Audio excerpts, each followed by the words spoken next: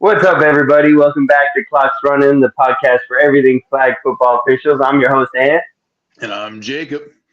There it Hey, is. Look at you, look at man. that. Wasn't Man, bad. it is. Yeah, that's a good first go at it. Yeah. Hey, so everybody in North Carolina, all eight of you, are wondering how did Camel City Week 1 go? Hey, week 1 was fun, man. It was a lot of fun. Bex plus one kind of ran through everybody. You saw some things. Nobody. I think we had one team go 0-4 out of the eight that were out there. But overall, it was a good day, man. It was a lot of good competition.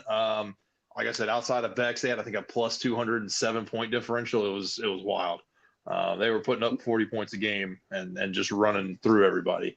But otherwise, it was great. Now, now they just play their whole season in 1 week. Is that what they do? They Or they oh, did, yeah. So what we offer is we offer most teams to come play 4-4, right?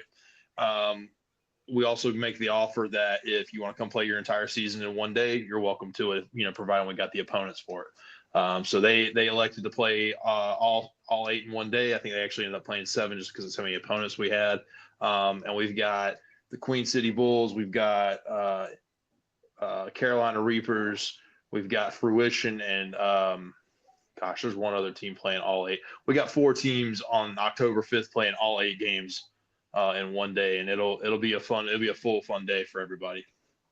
nice. So, how many teams outside of North Carolina are there? So this year or this season, it's all North Carolina. Nobody from DMV, nobody from Georgia like we usually get. So yeah, we're sticking close to home, keeping it a tight knit group this season. Let's go around. Nice. So just real quick, I know you've been really busy prepping for San Diego. Is there anything you're nervous about?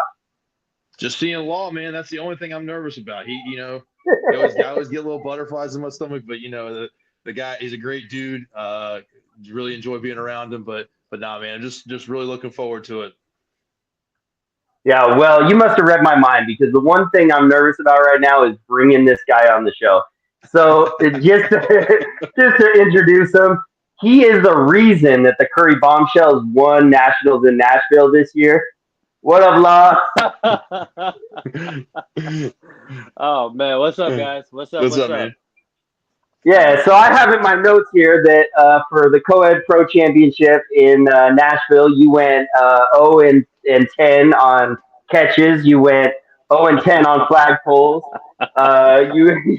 You threw six interceptions. Am I correct on these statistics? The Dang, numbers are man. pretty close. The numbers are pretty close, but we won. Okay, but and that's a we like you got a mouse in your pocket or because you weren't there. So our team, I did not make it. It was my wife's. My wife's. It was our anniversary. So Hold on, wait. We're not gonna glaze over that. It's who's? it was our anniversary. Me and my wife. So I didn't make it, but the team went out and represented super well. Won co-ed, handled business, beat YTG, beat a bunch of good teams. I think we beat Shrooms on the last play of the game. I don't know if you guys were reffing it or not, but I heard it was really good games. So super proud of the guys. Yeah.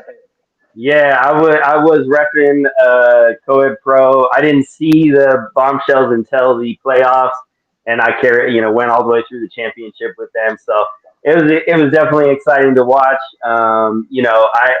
I just it was one of those things. Those were great games, back and forth. No false starts this time, like that happened in Arizona to you guys. So you don't remember that. I don't. What happened? Cost you the game. Oh my god.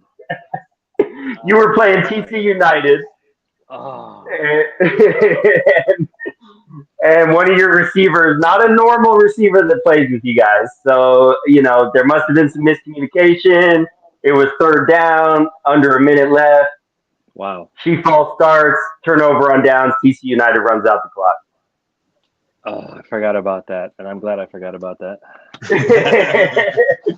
Now, So that's a negative, but I got to give you credit for what you did in the game before that when you were playing the Freaks, and you accepted a penalty Or you let's see, you Declined it. declined a penalty so that the touchdown was a male touchdown, and you trusted that your offense was going to march down the field and get 7 points, and that's exactly what you did to beat the Freaks. So, hats off to you for doing that. That's like advanced IQ for sure. So, See, there he is, giving you some cred, man. That's like we're making progress.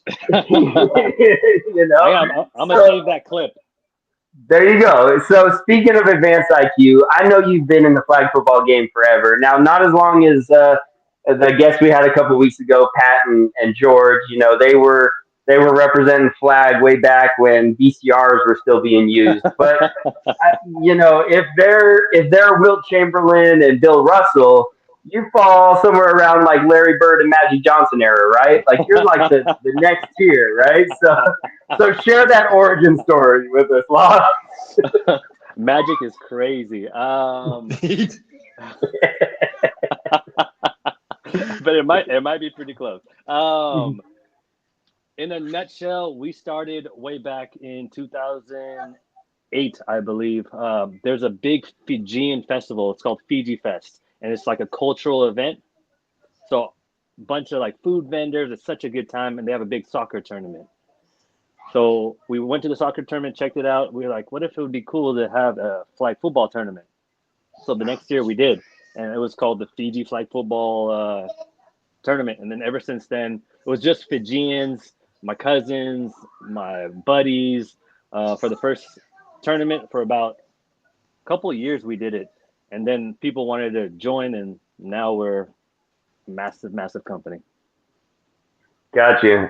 So come on, fill in some more details. 2008, we're in 2024. Like, like you can't just tell me about one tournament and now you guys are, this big Kings of the world.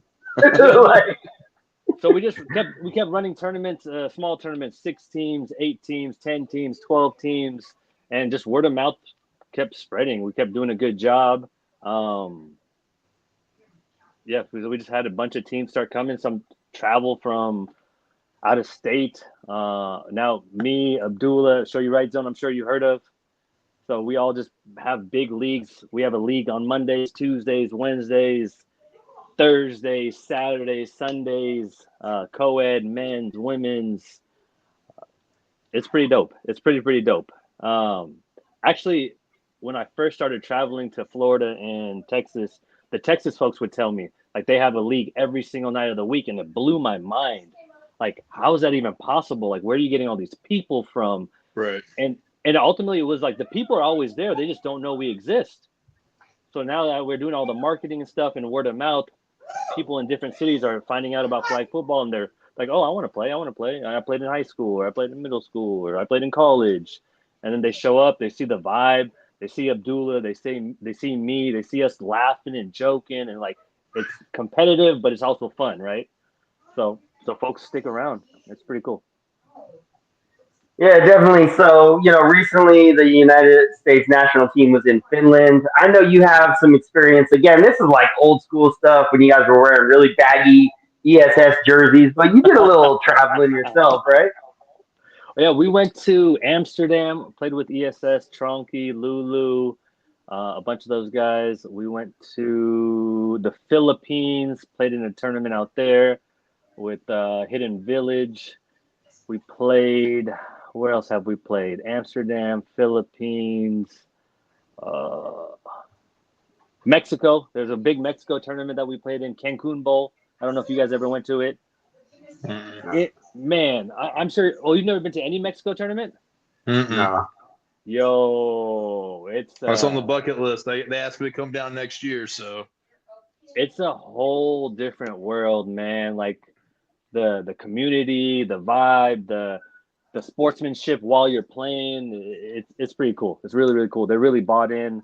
There's a ton of teams. The competition's so good. All our games were super super close.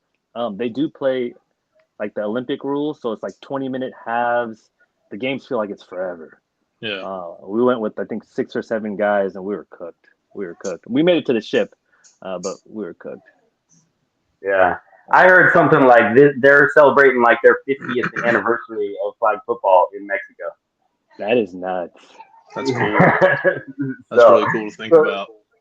yeah, so they've been doing it for a while. So, anything else you want to add about your history? I know you guys have some goofy number like 972. What is that number? Come on, man.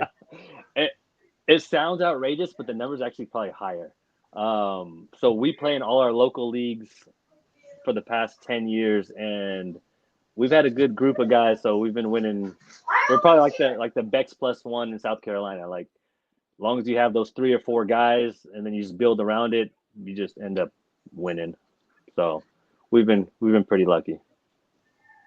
Yeah. Also, real quick, Yeah. Jacob, I want to show you something. What's that? Hey man, so that's the first time I ever met Law. So let me tell that tournament, man. Do you remember how that tournament went? So we Vaguely. show up. So we're in Richmond, Virginia. This is right in the middle of COVID. They told us, yeah, we can play. We're good to go. Blah blah blah blah. The plan was we had a complex. We had 6 fields. I think it was 6 full size fields at one complex, and then they gave us a high school to use as kind of like a satellite option to get through Saturday morning. So I think Law was like on this like superstar team. It was I think that Travis put together. It was like Travis, Corey Webb, was it Marshall on the team? It was me, Marshall, Devon, Will, and one of the Rimal brothers. yes, Jeff. Yeah, Jeff. Yeah, Jeff played. And Travis. So there's 6 of us for the whole there tournament. Were 6. Yeah, 6. They played. You played 4s and 5s, or just 5s? Both 4s and 5s. Okay, so they played both. I think you made it to the championship in both, or close. They won 5s. Game winner. So we're out there. I didn't really know these guys. I really didn't know Travis at the time. This was right before I started working for FFWCT. But I just remember this goofy dude telling me, you got to come to California. You got to come to California. You got to come to California. And the whole weekend we're linked up. We're talking. He's talking contact with me. He's asking me different questions about things. And I'm like, who is this dude? And finally, like, we finally like make the connection. Like we keep talking and everything. And ever since then, man, the rest has been history. There's a chicken sandwich that will never be bought that Law owes me that we'll never talk about. But you know what? He's a great dude. And I think the world of the guy. And it's hilarious that you're wearing that ECN shirt. And if I would have known you were going to, I would have broke mine out. I think mine's like an extra large, and I'm up to like a 3X now. Oh, we've been like a crop top for you. Sounds like you've been eating chicken sandwiches. Well, because somebody won't buy them for me. It was such a great event, man. We had so much fun. There was a ton of teams. All the teams we played against were like super, super cool. And the competition wasn't crazy. Like, I think ESS was out there, and then a bunch of the local teams were out there. Mm-hmm. So, yeah, it was for non-contact. It was Pittsburgh heavy. There was a couple DMV teams. Like you said, ESS came in. I think they won 4s. I think they won 4s. You guys won 5s, if I remember right, or vice versa. However it was. Yeah. No, we won 5. Man. Yeah. But it was a good time. Well, as we're sharing stories, Law, you probably don't remember this, but the way you and me met was playing against each other for a few years, and it was like when I put a team together and we were traveling, we knew we were either going to play Curry Bombers or LA Showtime, and and I will admit, honestly, I think we maybe only beat you one time, and that was over like a 2.5 year span. We struggled against you guys, and but it was always a challenge. And every time I had the opportunity to draft, I wanted to go against you guys, and I wanted to take the chance at trying to beat you guys. Because you guys were definitely a team to beat. So once we got into the pro division, I know sometimes you would enter teams into like comp and rec, and that's where we would meet you guys. But once we entered into the pro division, we were way out of our league. We had no business being in there. And but the best game that we had in Chicago Nationals was against you guys. Not only was it fun, but it was a close game. I put together a highlight reel that basically showed our best plays, even though you guys ended up winning. So but after that, when I moved out to California and I started repping, taking that more serious. I remember running into you in Tampa and I was officiating one of your games, and you didn't recognize me at all. And I'm like, Law, come on. Oh yeah, my name's Law, and I'm like, I know who you are. What are you doing right now? And you look so different from a player to a ref. You were all official. Yeah. And here we are. Yeah. So speaking about playing, and you talked about you running, tournaments and leagues and all this stuff. So the way I got my start is I ran a league out of Colorado, Northern Colorado. It was just a men's league. We called it the Bro Championship Series. It was really geared towards mentoring young men, and so we would bring teenagers around just to kind of organically mentor kids. For a while there, though, we would have, maybe 3 or 4 teams. And so I had to play. It put me at a disadvantage if there was something going on the other field, or, when I'm playing, something breaks out. It got to a point where I was like, I got to step back and not be a player anymore. But when initially, the advantage of me playing was I could always bring a team. I always knew I was going to be able to bring a team. So, Lau, how do you feel about the whole, being a director, being a player? What are the advantages of that?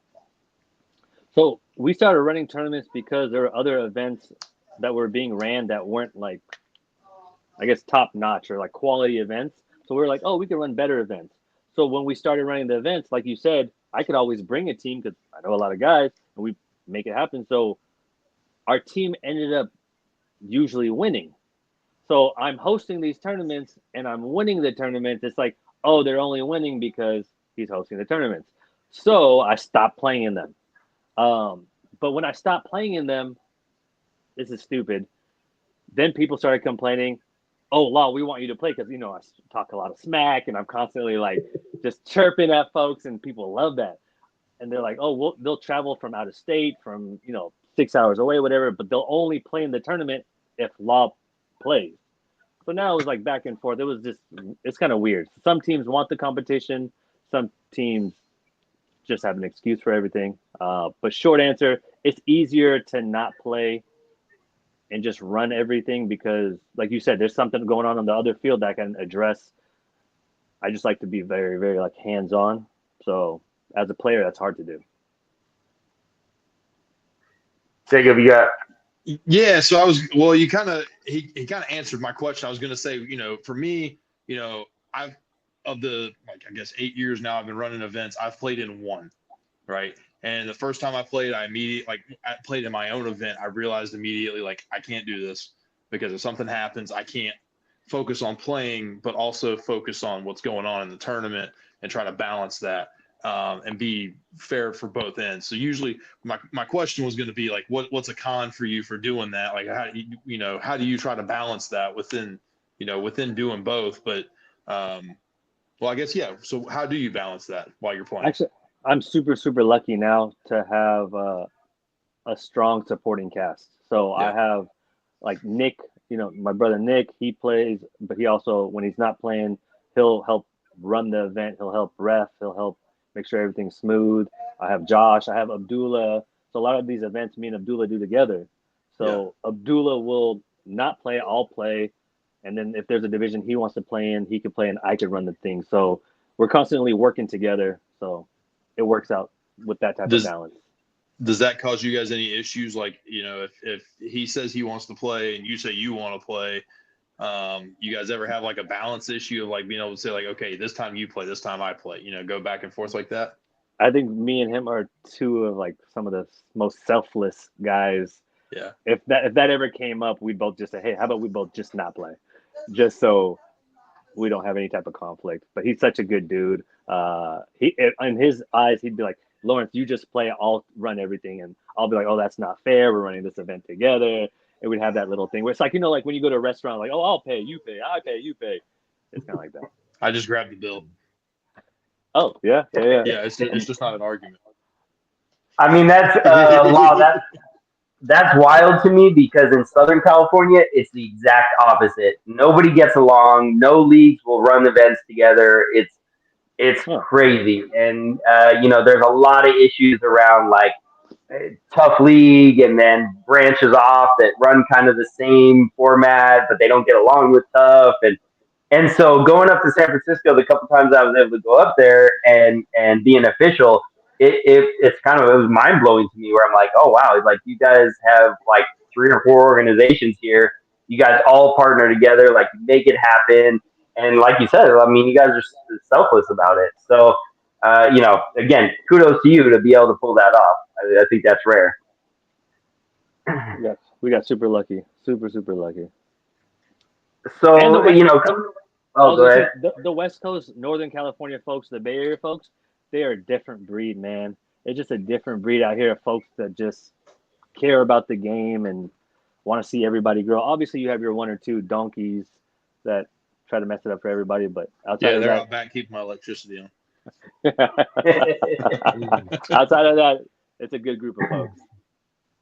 Yeah, I mean, and there's a pretty big population and talent pool. I mean, that's I know Jacob does not have the same situation in North Carolina where people are driving 3 4 hours to be able to play. You guys got a lot of people concentrated in the Bay Area Yeah. to be able to make that stuff happen. True. Yeah. So moving on to the next topic, Jacob, you have something else to add, or No, you're good. Go ahead. okay? Moving on to the next topic. I again, full transparency.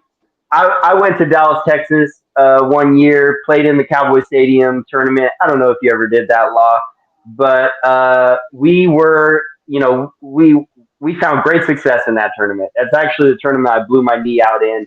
But in fives, we made it all the way to the championship. We lost in overtime on longest yard. That night, we were in the fours tournament, and we had gone undefeated in pool play. We knew what we were capable of. We just wanted to be able to win that ring. We get to the championship. We're beating the team going into the second half, and this was rec again, not pro. The pro championship finishes. 4 players come over from the pro championship, join the other team, and jump onto the field. so I will tell you right now, and I have no problem admitting this. I challenged it. I pulled a roster check, and I got my ring because of that. Because we were because we were winning. Now I know that there is a stigma around roster checks, and a lot of people just won't do it. They'll talk about it. They'll whisper, "Hey, the Curry Bombers, they travel with these Bay Area teams, and rec players are playing in pro, and vice versa, and this and that." Law, have you ever done a roster check or a challenge related to it? Oof. Never in my lifetime have I ever done a roster check, and I'm not against it. I think if you're in the because we've only played pro level, um, I don't think a roster check at the pro level should ever happen.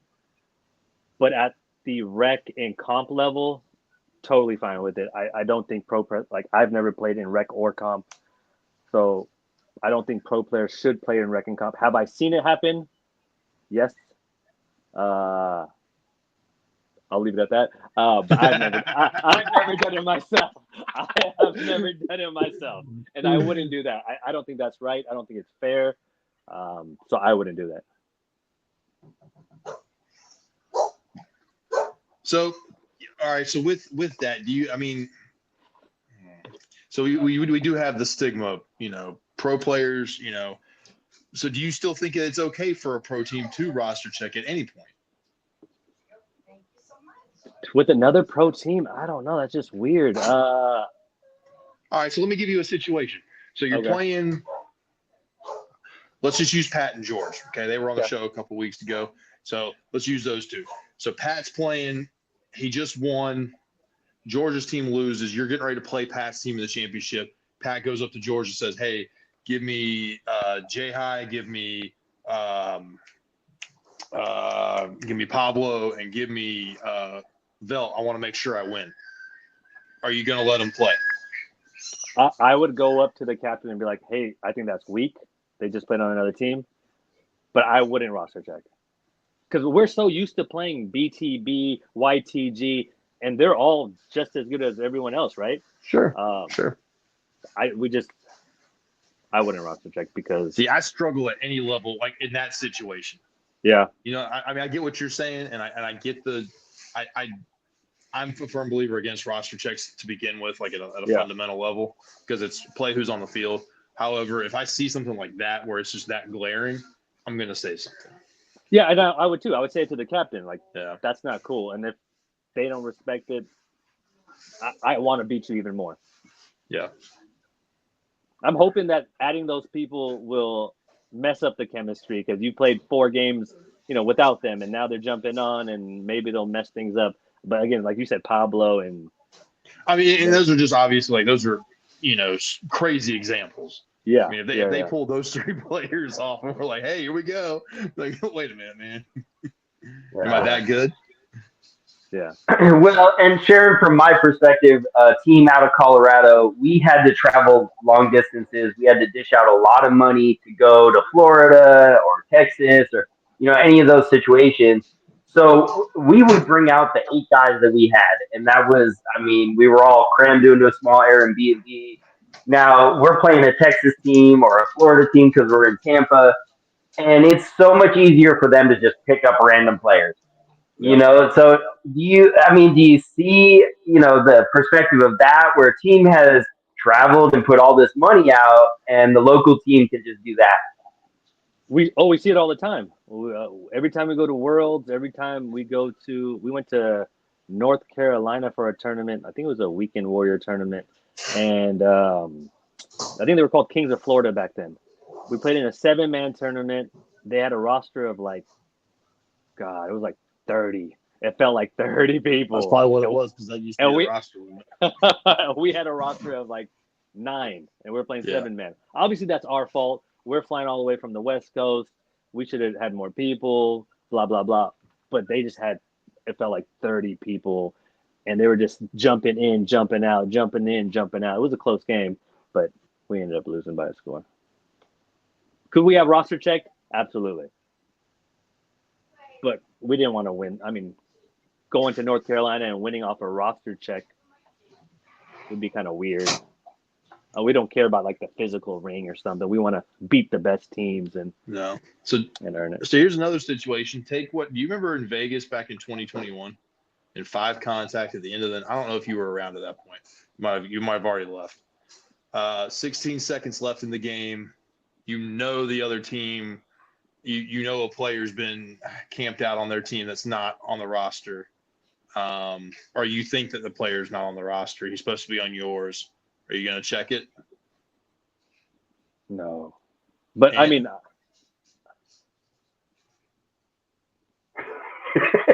So wait, he's camped out and he didn't play, or he did play? Oh, no, he played. But he's been on their team for basically the whole weekend. He was supposed to play with you.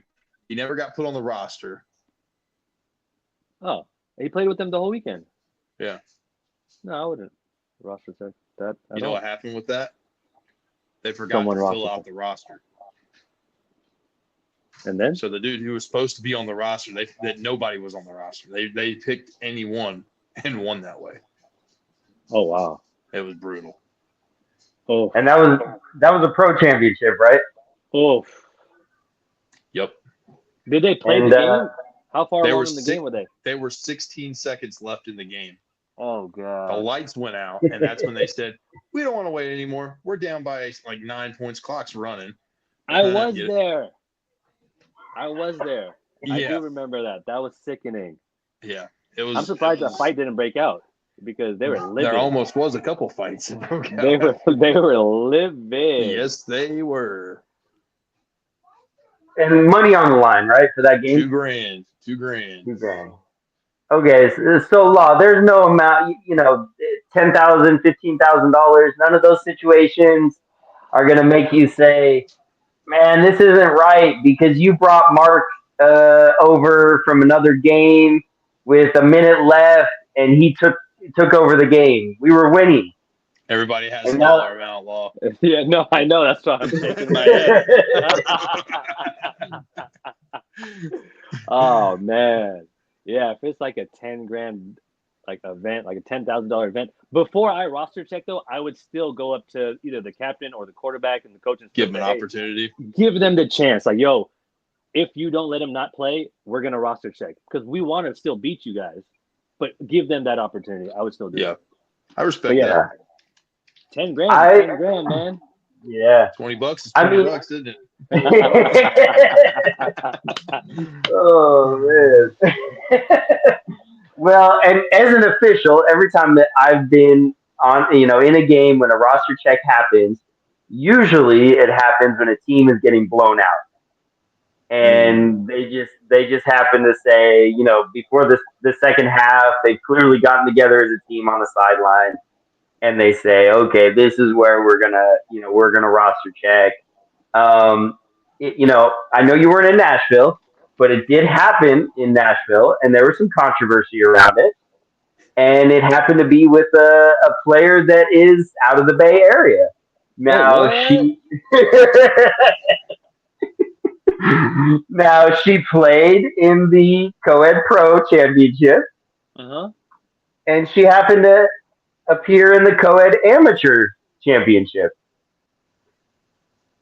So somewhere in like the quarterfinals of the co-ed amateur playoffs, a team was losing, and she was, making a big impact in that game.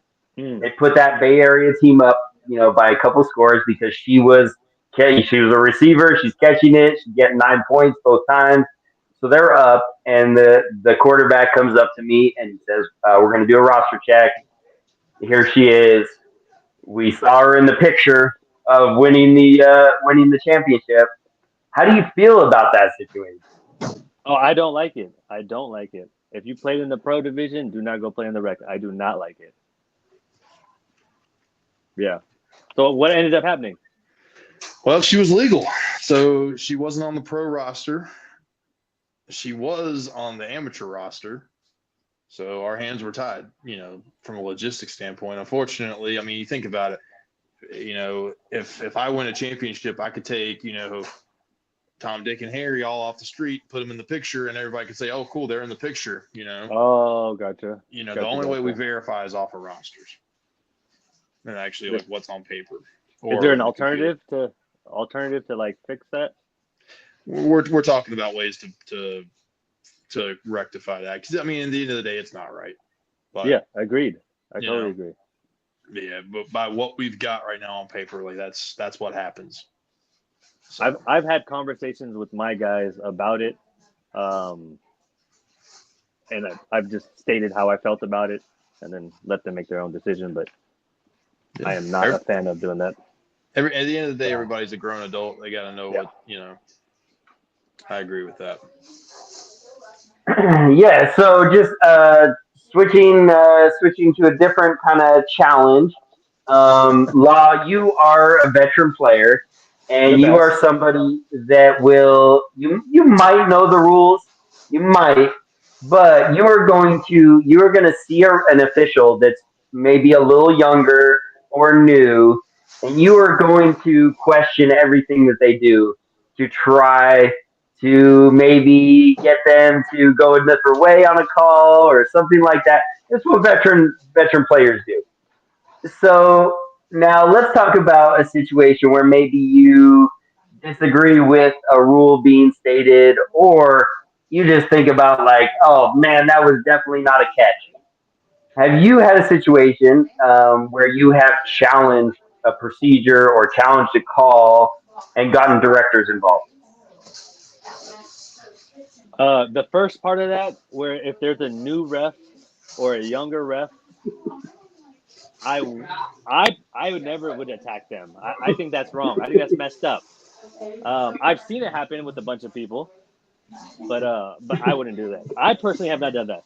But the second part of it, if there's a questionable call, game was on the line, um, would I get the director involved just to clear up the answer? Because sometimes a ref can make a call not knowing the rule of what they're calling, right? Like what's a catch? I don't want to say flag catch because Lance is gonna choke me out. But, what is it a catch? Is it not a catch?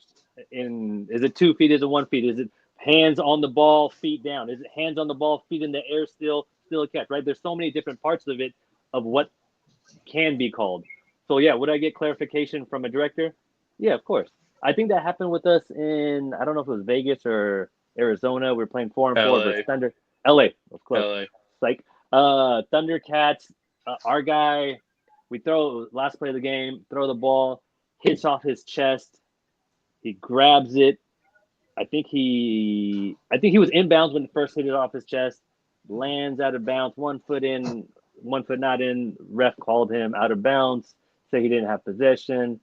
Um, Actually, do you remember Jacob? Yeah, I do remember that. So you were right. It hit off his chest, and the ball went back up. And as it hit off his chest, his foot was in bounds. When he got the ball in his hands, he was out. Okay. That's what happened. And they tried to come back with video and say, "Oh, well, this and this," and I'm like, "Well, if you look at the video, he's out of bounds." Yeah. And that was what the tough break was. So, because I mean, like at the end of the day, and I think you agree with this. Like during a game, I'm not going to look at video. I'm not Yeah, going never. to. I don't want to see it. I don't care about it at that time. After the game, we can look at it, and I'll tell you right, wrong, and different. Because at the end of the day, these guys have to go with their own two eyes. Yeah. Because we don't have somebody videoing every game from every angle. So, but yeah, I mean, it's any kind of clarification stuff like that. It's always appreciated because I'd rather us just all get it right, in Yeah. somewhat of a calm manner rather than where some teams, and fortunately, I will compliment Law and all the Curry Bomber guys on this. They usually don't absolutely just lose their minds like some of these other teams do. Most of the time they want to know what it's being called, Yeah. why it's being called, and if right, wrong, and different, We'll live with it. right to live with it. So yeah. Yeah. Yeah, Law, the only reason I say that you sometimes mess with officials is I remember you asking me one time, and I know you know this rule, is false start, lost it down? Okay, but to my defense, if I played a bunch of games and I was delusional, I may have asked you that for sure. Because when I'm out of breath, which is most of the time, I don't know what I'm thinking. So no, I'm having fun with you, but it's actually I don't mind veteran players really like nitpicking and go because as an official, it makes me better. It challenges me to make sure that I know the rules front and back, every which way. I know the scenarios. When scenarios come up that I don't know, I try my best to throw them at Jacob so that he can then figure out what the answer is and where in the high school rule book he has to find the answer to it or things like that. So that is the advantage, I guess, of veteran players. But I do know that there are veteran players out there that look at it and say, "Oh, this official's wearing basketball stripes. They're sagging their pants a little bit. Maybe I can mess with them. Maybe if I make a little noise, I can get a call one way or the other." I Yeah. mean, ultimately, this isn't the NFL where the refs make their call and that's it. There's really no point in arguing. I heard the announcer in CBS this past weekend say about Jamar Chase, "Don't upstage the official." It was a situation where he had made a catch and he got tackled in kind of a weird way, whatever that rule is around the way that they tackle him down. It's like a wrestling move essentially. He Mm. came before he even got up off the ground. He's like going like this. Where's the flag? Where's the flag? And then he wouldn't stop. And the official was like, "Back off." And he kept chirping. And finally, he got those 15 yards. So, I think it's one of those situations is conversation, clarification. That's good. Uh, Definitely, I agree with Jacob. Curry Bombers are not going to be the ones that explode on officials, and that is a big difference between the Curry Bombers and some of the other pro teams that really just they will really let it go, and and so I Yeah. appreciate that as well. I've also had you guys send me a few videos of calls, and I know what you guys are pointing out in slow motion. There was a phantom call you called in the championship game. You said our girl pushed off the guy. She was Mhm. wiping his hands because he was putting his hands on her. and we got a illegal offensive contact penalty on that. I just Yeah, have you one should question. fire that guy. Is that format non-contact? Yes.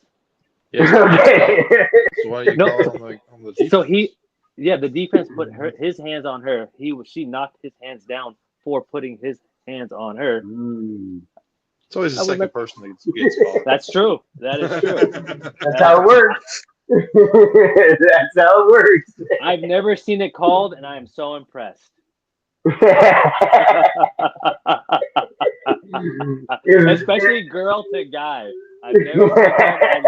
I love the equality. I love it. Oh yeah. Hey, you know what I mean? They're out there. If they make contact in non-contact format, if there's anybody that's gonna make a phantom call law, it's me. I'm the one. No, you call what you thought you saw. Jacob, any more questions you have for law around challenges? Around challenges, no, I mean, I think that's a lot of it, man. Just is because you can get into rule clarification and all that good stuff, but I think the biggest thing that usually comes up is roster challenges. So I think we covered that pretty well. You mentioned the refs and like picking on refs. I will say that we never try to pick on refs specifically, but if like a ref is not calling something, like if they're not calling any grabbing and stuff, I'll tell my guys, hey, ref's not calling the holds and the grabs. Hold and grab. They're doing it to us. Might as well do it to them. Like we don't want them to have an unfair advantage because the refs is letting us play. So if they're letting us play like a lot of hand fighting and grabbing, cool. Just remind the guys, hey, we can do that. Yep. Yeah.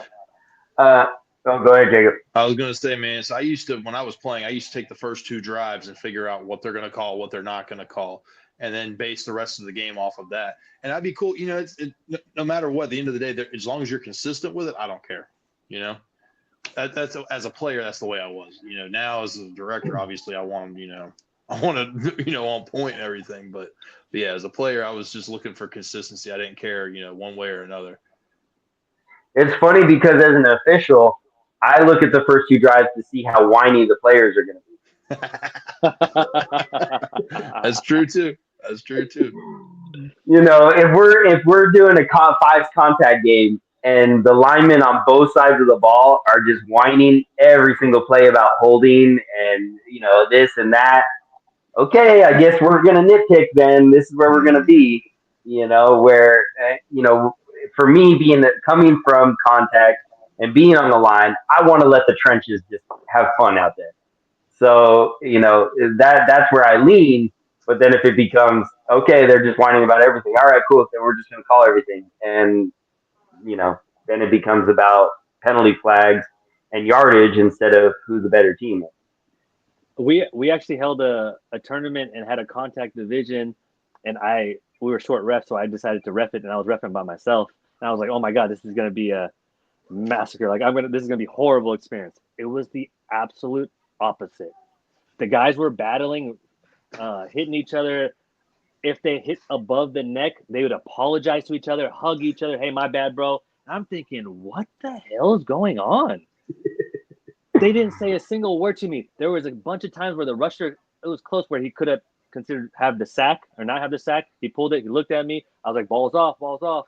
And it happened like 3 times. Never yelled at me, never cussed at me.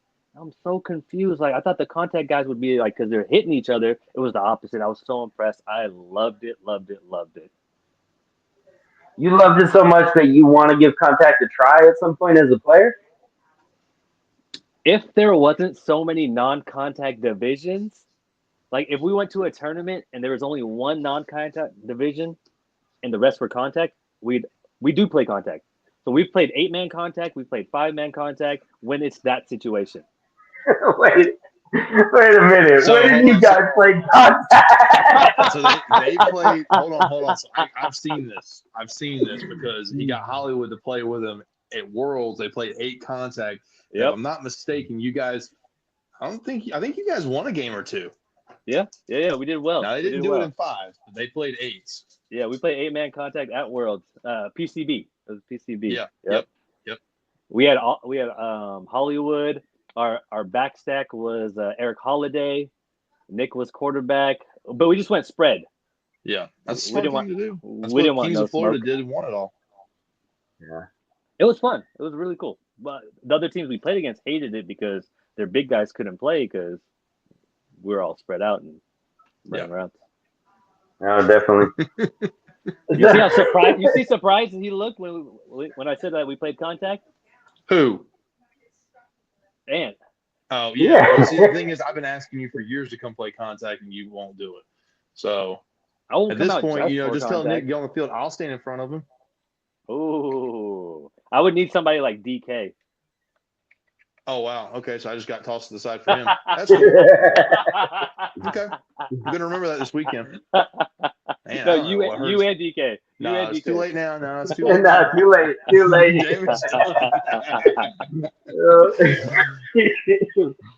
All right, so I heard you make a statement just around, if you're noticing that officials are letting players play a little bit. So that leads me into the next topic about player myths.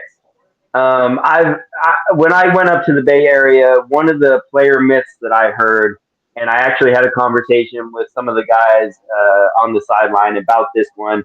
I think sometimes players just create their own rules, and they just kind of in their head, and word spreads, and it just everyone's like, oh, okay, yeah, that's just how it is.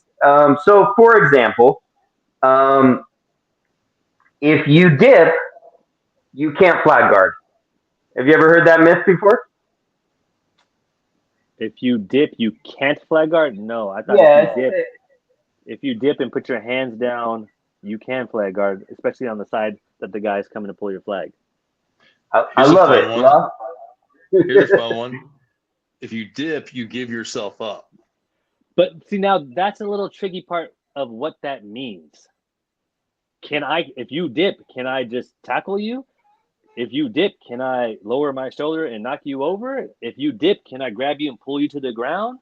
If you dip, can I push your hips to the ground? In The very contact. last, the very last statement is the only one that carries a little bit of merit, and Okay. that's only in contact. If you dip, does not mean you could just obliterate somebody. Only thing that changes is that strike zone where you pull the flag. It just slides down slightly. Everybody thinks that if you dip, you can just blow somebody up and it's okay, and it's not the case. Can I Here's softly tackle you? only if you take me to dinner first. No, I'm serious because once they dip, Yeah. I'm in position. I can wrap up, pull flags, but I could also like gently take them to the ground. It won't look brutal. It won't look like I blasted them. Is that okay? No, it's still illegal contact because you're playing Yeah, you're making non-contact. contact. So I the big thing. So think of it kind of like pushing a player out of bounds, right? If you're on their hips, you're going for the flag, and you just kind of nudge them along. Same concept. If you nudge them along like that, obviously there's going to be a difference between tackling somebody, shoving them to the ground, that kind of thing. And even if you do touch somebody and they fall over, it's going to be in the judgment of the official, incidental or not. Gotcha. So I've seen it where third and long, run a deep dig to get the first. Guy jumps up to catch it. He catches it. DB comes to pull the flags, but pushes them out of bounds so their feet don't land in bounds. What's the call? sucks to suck. Where'd the little thought bubble come from? I don't know what that was. I didn't even see it. Do it again. Dude, no, you did it.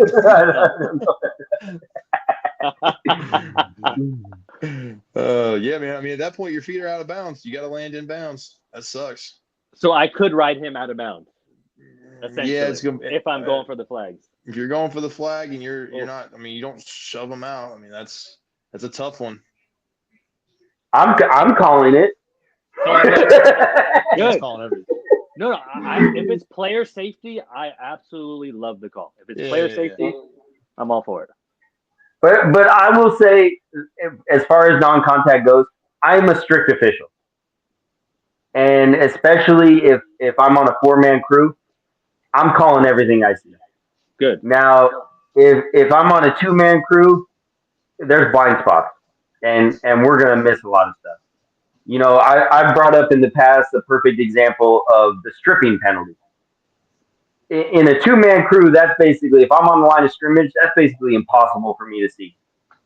Because what we're looking for in stripping is that it's touched their hands, and then someone bats the ball out of their hands. We're not looking for possession. Well, on the line of scrimmage, I'm focused on the quarterback, and my eyes come down late. And my other official, they're on that matchup, then they're going to see something else. So uh, but in a four-man crew, I'm probably going to see that stripping, and if I see it, I'm going to call it. Speaking So of play, it's I don't want to get too far off to rules and stuff. I'm a quarterback. I got my Pat Mahomes on. I throw a sideways pass. As I'm throwing my sideways pass, they're reaching for the flag. I'm flag guarding. They're roughing the passer. Is it? What are we doing? Is it a roughing the passer? Is it a flag guard? I've seen it called where they say it's a flag guard and a roughing the passer and replay down. But I've also seen the other way where it's just flag guard or it's just roughing the passer. Jacob has a perfect question for you. As a what? No, Jacob, you've always explained this really well. You have a question in response to what he just explained as far as the sidearm goes. Was the flag guarded? No, where's his throwing motion? What's his throwing motion? Sidearm. What's the throwing motion? If that's your natural throwing motion, how can it be a flag guard? Because I'm guarding my flag. Where's your flags at? My hips. And I throw like this. Yeah, you're still not flag guarding at that point. Your flags are still below that. I'm not calling that a flag guard. I'm calling that a roughing. If your natural throwing motion is affected, Okay. I'm sticking with the roughing. Now, at that point, I'm not mad at a offsetting penalty like that if that's how they view it. Because again, that's in their judgment. But I'm not calling. I'm calling one. I'm calling roughing on that. Is that what you were saying? I was going to say, Ant? Yeah, for sure. I mean, you basically said unless that quarterback is doing it to draw the penalty, they've been throwing normal the entire game, and they notice that the rush keeps coming in on that side of their hip, that penalty. Dude, what are you doing? Like, you quit doing the Harry Houdini? And what if it's in the goal line and my normal throwing motion is this, but we're in the goal line. They're up. I got Fred McDonald rushing me. I have to throw it. Now I have to change my motion now because it's Fred McDonald on me. He's 87 years old. You should not be in that situation. And so Law, what you want officials to do is change the way they call things based on the game and where they are on the field? No, I just want if I'm guarding my flag, I want that to be called. If I'm being roughed up while I'm thrown, I want that to be called. So which one do you want? I want to protect the quarterback. I want to protect the quarterback at all times. So I always say it's roughing the passer as well. I'm looking at throwing motions. That's the biggest thing. If you throw 98 passes overhand and all of a sudden you change your throwing motion, I'm not calling that. Even though we're in the goal line and I don't care where we are. We're on the 1 yard line or the 100-yard line. Okay.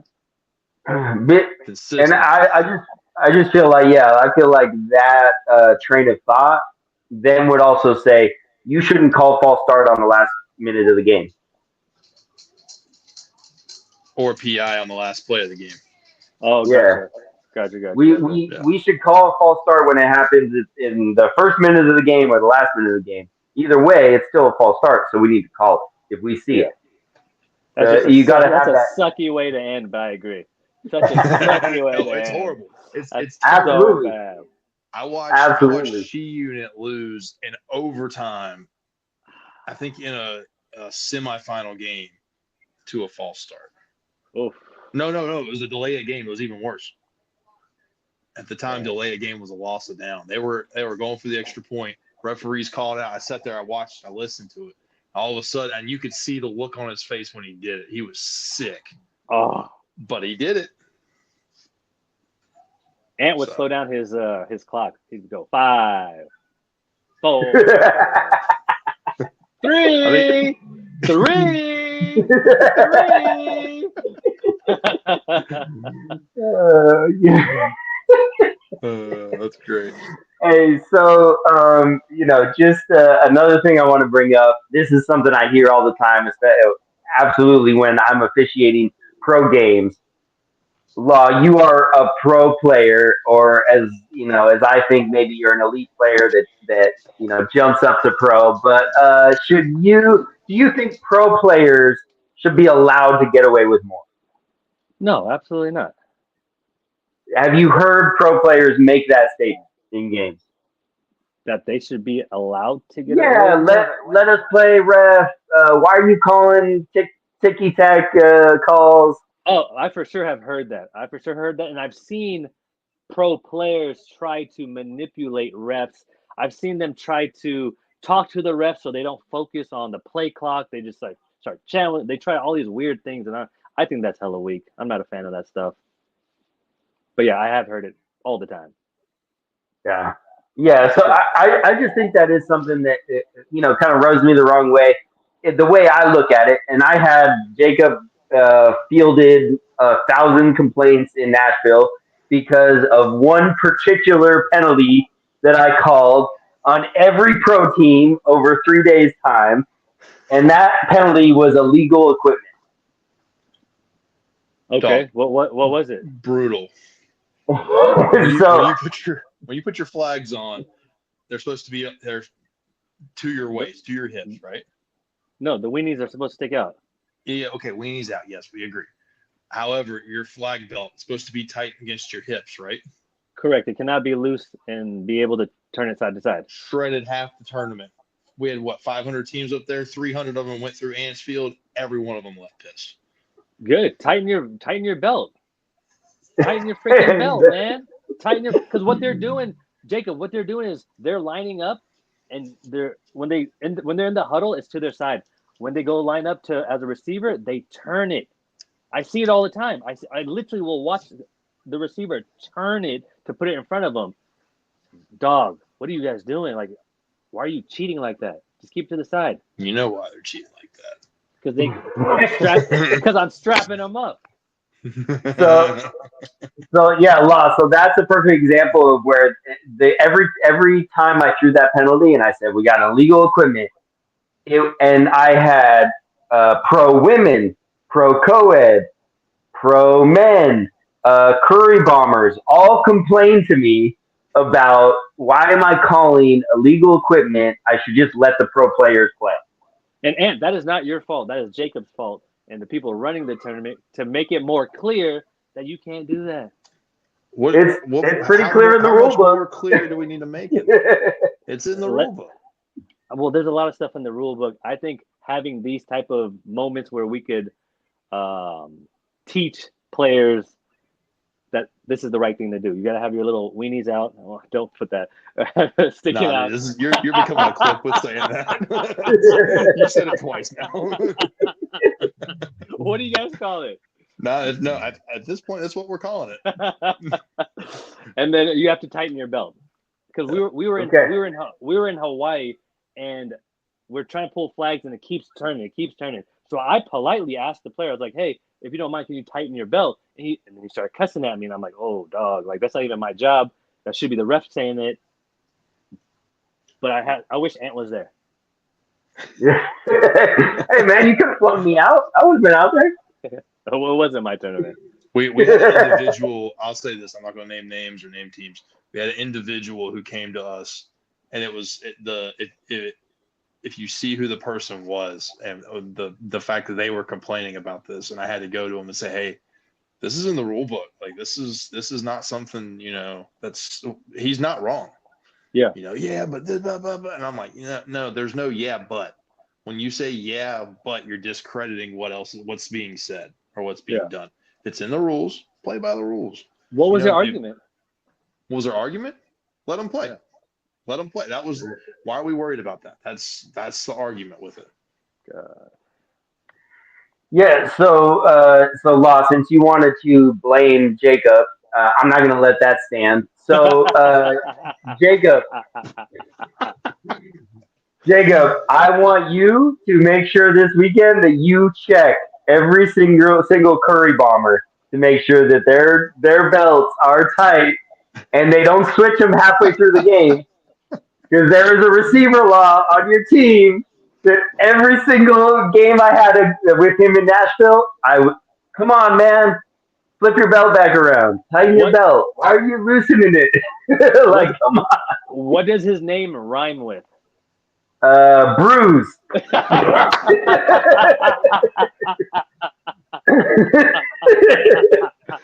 No idea who you're talking about. Gotcha. Never heard of her. I'll let him know. Thank you. And that, and it's funny because he is one of those guys that during the game he hates me, and after the game he'll say what's up to me. Like, so every single time he went off to the sideline, he would loosen his belt again, and he would come back on the field. I said, Cruz, come on, man, just tighten your belt. Like, but that's a player that, man, he doesn't need that advantage. He can jump, through the ceiling, Yeah. and so just act right. You know what I mean? That's it. Fair. Act like a pro, right, Law? Yeah. No, I agree. I'll chat You know, with him. and He's writing it down now. ultimately, the guys that want to make the Olympic team, they're not going to let that stuff go in international play. Yeah. So why do it in tournaments in the United States? Because you think that you can get away with it. And the problem is they play in leagues and tournaments all over the world that they do get away with it. So all of a sudden, now that it's being called, it's like you're the jerk now. Yeah. Yep. It's a really nice way to put that. I had some other words for him, but I was like, I saw that. You were loading up, and it was like. So the final myth that I gotta bring up, because Law, I need to make sure that you handle this correctly so that Lance continues to be an official in your league. Is there such a thing as a flag catch? No, it's either a catch or not a catch. How's that, Jacob? Hey, man, look, just because Lance is on the other side of the camera with a gun, that doesn't. Hey,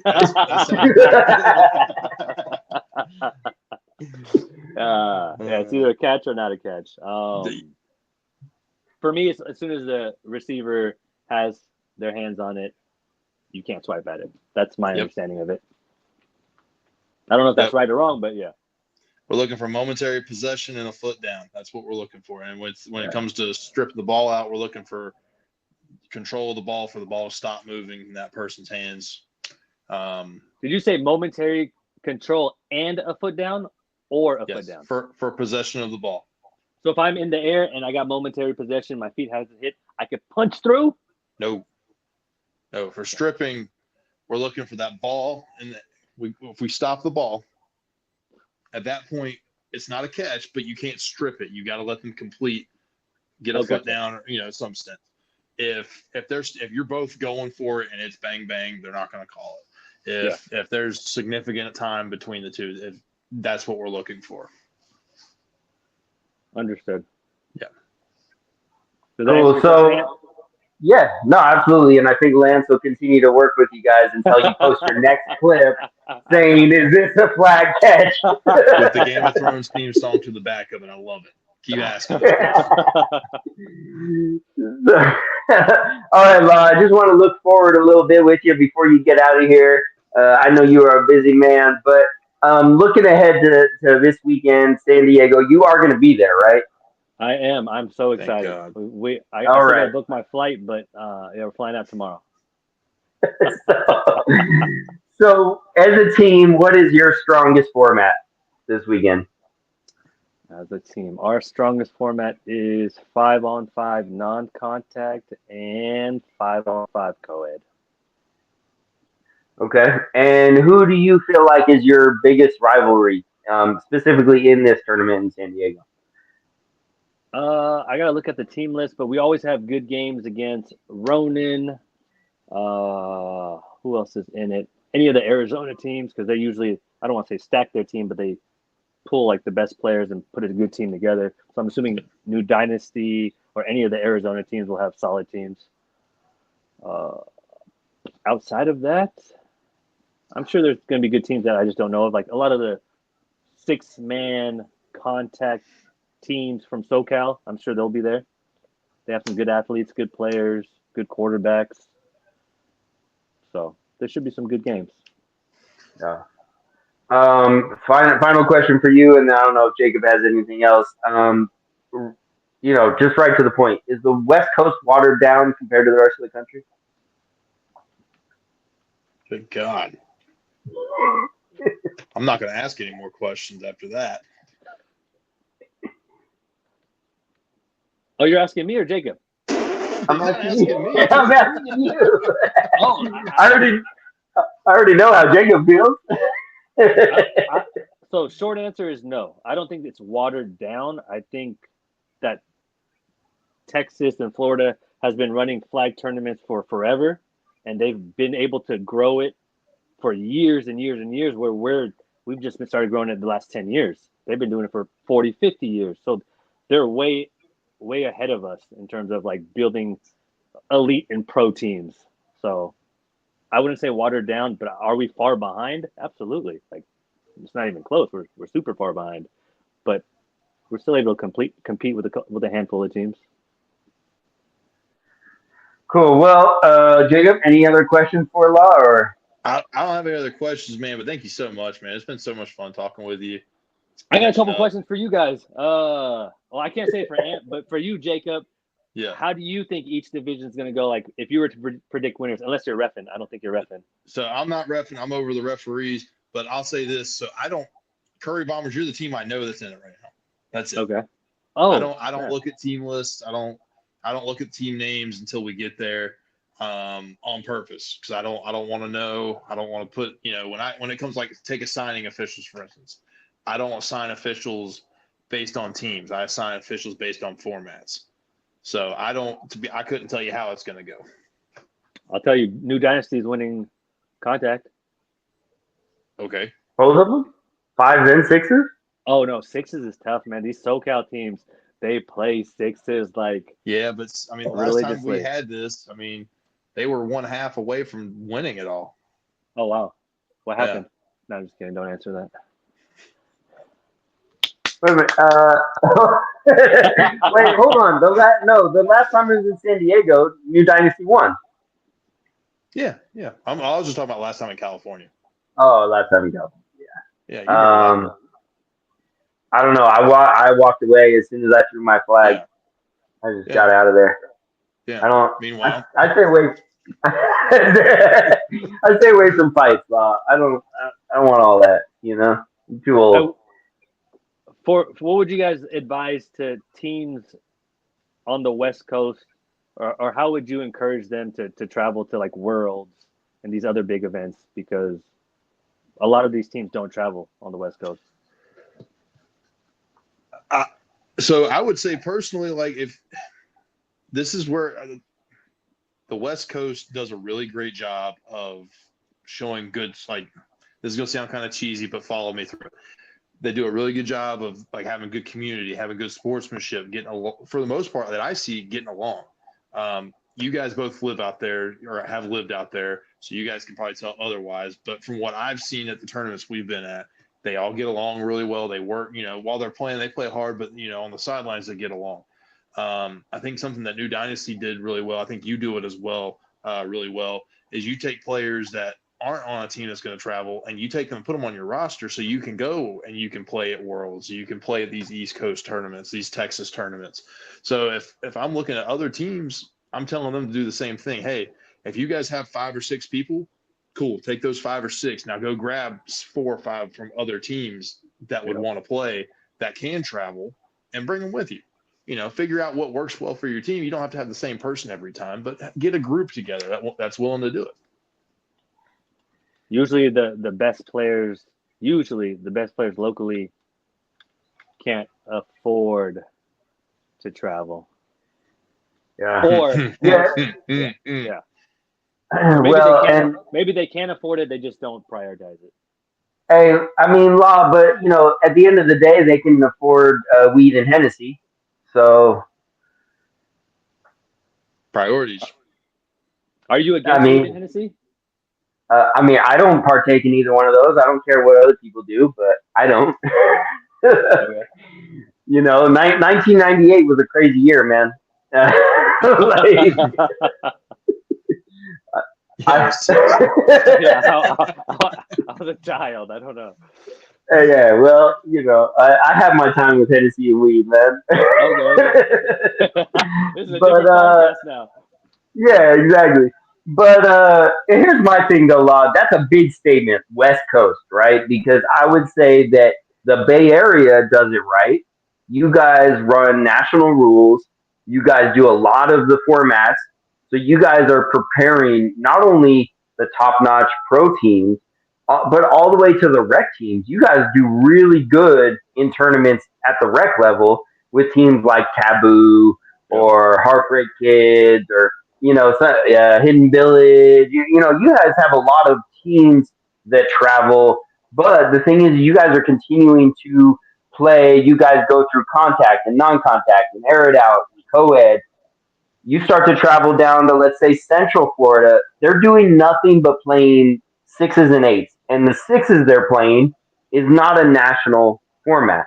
Then you go Mm. to Southern California, and like I said, every league is against each other. So every league has its own rule book, and barely anybody out there is actually playing national rules. So I think that's what's made Southern California struggle and stay kind of behind the pack. Where besides Ronin, who out of Southern California is competing in the pro division, and really the only reason Ronin does is because those guys have played together forever. Those guys are they've been playing for 20 years as a team. So those guys are so locked in. Then we look at Arizona. They do the same thing the Bay Area does.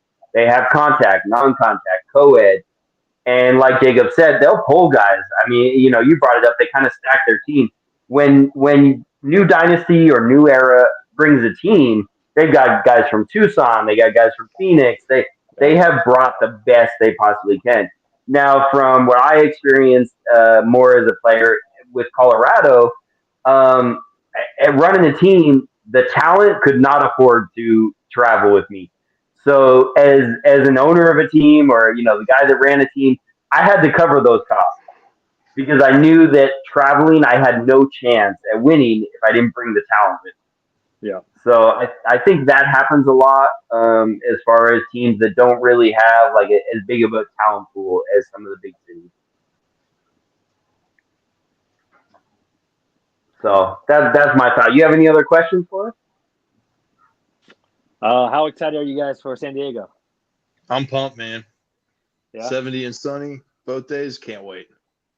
Are you guys doing anything Well, before the tournament or after? Like jet skiing and No, dog. We're there to work. oh, my bad, my I have, bad. I have a red eye home for Sunday night. No. Okay. Yep. and unfortunately for me, Law, I won't be there this weekend. So You won't. no, I will not. So I will be doing stuff remotely. I'll be updating scores and having some live stream videos over the weekend and just trying to provide people with content that aren't there. But yeah, unfortunately, I will not be there. Gotcha, gotcha. Well, I appreciate both of you guys. A lot of your guys' clips and like the short videos are so helpful for us to send to players, send to captains, send to teams of like, hey, just here's an explanation because you guys break that things down pretty well. So I appreciate that. Absolutely. Yeah, of course. And Law, thank you so much for finally coming on the show. I mean, like I said, I know you're a busy guy. We've been at it. We've asked you so many times. Just I guess your DMs are just always popping. So it just I usually don't read them, Yeah, I know. It gets kind of hurtful, to be honest. but you're gonna hear me screaming from wherever you are. You're gonna hear me screaming, DBU.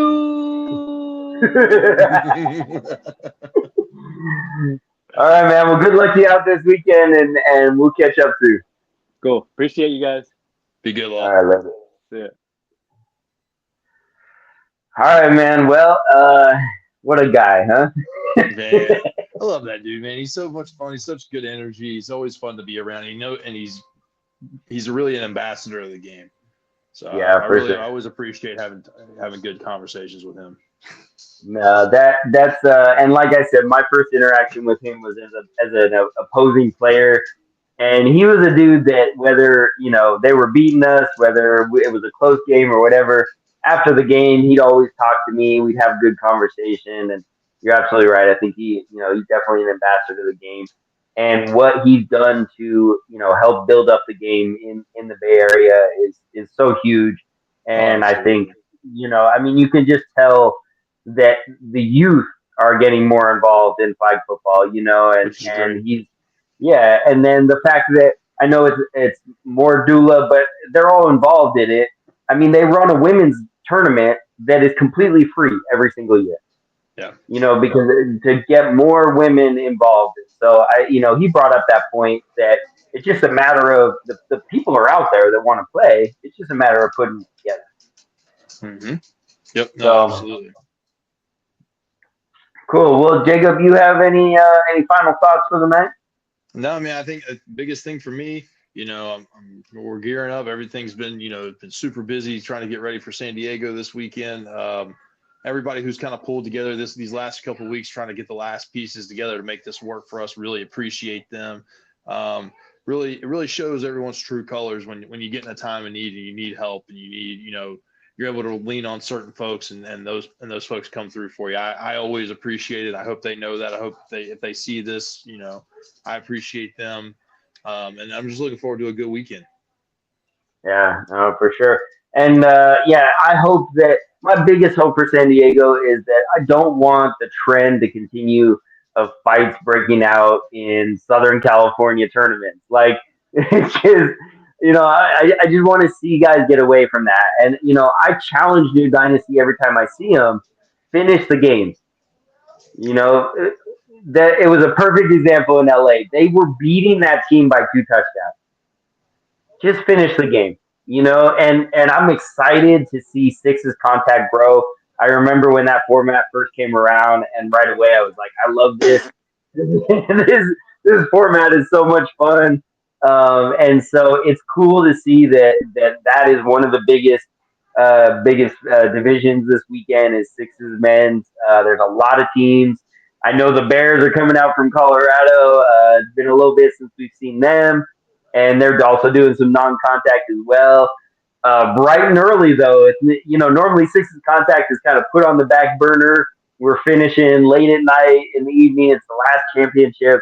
It is bright and early in the morning. So New Dynasty, the Bears, at bright and early at 9 a.m. I don't know if it's Saturday or Sunday. I forget. Yeah, But it's a late. I'm not sure. yeah, but I hope to figure out a way to watch that game because those that is a rivalry that has been created through the Sixes court contact format. So For I sure. hope that I hope that it's a good game, it's good competition, and the fights just they don't happen. So Yeah, absolutely. that's my big hope for San Diego. So I'm definitely gonna miss you out there, man, and Yeah, and for you're gonna sure. have to get me one of these T-shirts with Oh, here we go. San Now we're Diego. starting to ask for stuff. Here it is. No, man, I don't want a T-shirt of a tournament I didn't go to. Okay. Well, you just asked for one, so maybe we'll see what we can hook up for you. That's like roster checking in the championship Oh, game, here man. I we don't want go. to do that. So anyway, man, I just we like to finish off the show just to remind everybody about what we going on. As a podcast, we have merch available. This is the best experience here, listening and seeing us on YouTube. You get to see Law and all the hair he's got going on, or whatever that was. What a what loss.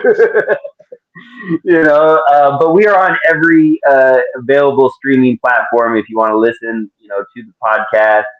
We're also on social media, Facebook, Instagram, Threads, TikTok, X, Twitter. We are all over the place. I hear a lot of claims about, being the number one flag football podcast. Well, I'm just going to go ahead and say it. We are the number one, world's greatest, voted on by everybody, flag football podcast. Okay. There it is. So there we go. Please listen, like, subscribe, follow.